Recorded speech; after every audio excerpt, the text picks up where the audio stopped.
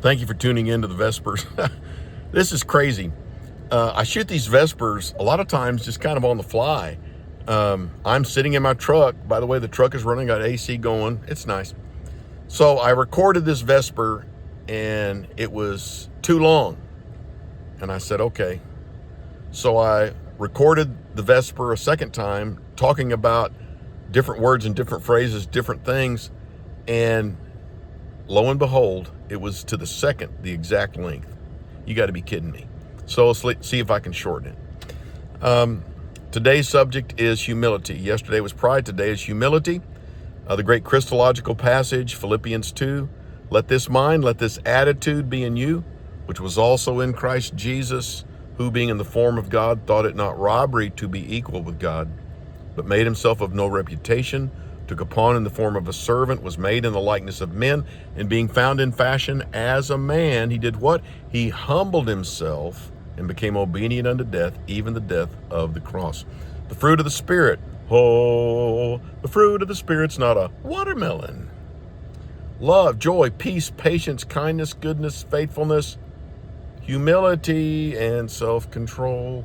When Paul writes to the Corinthian church about their communion service, their love feast, he said, man, you've turned this religious ritual that's supposed to be enriching and blessing yourself and blessing others, you've turned it into an occasion for feasting, a drinking bout, even to the point where you've despised the church, and it's even made some people sick, even caused some people to pass away.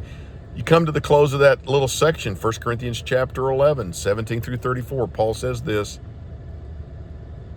if you're hungry, eat at home. And when you come together, wait for one another. Now think about this. If we're going to wait for one another, why in the world would you wait for someone in order for you to go first? If you're just going to go first, go first. Book of James, don't take the front seat, take the low seat. Simply put, it's this. By the way, shout out to my buddy Danny Gibbons, Texarkana, Texas. Be humble and don't stumble. Let me say it again. Be humble and don't stumble. To me, it's just this. You go first. Humility says you go first. And we live that way. We practice that. That's what it means to be humble. You go first. You're at the grocery store.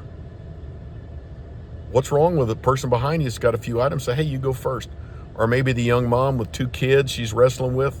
She might even have a full basket. What's the problem? You go first. Pull up to an intersection. I understand right away, but you can still say, wave them on. You go first. You come up to a door at a restaurant.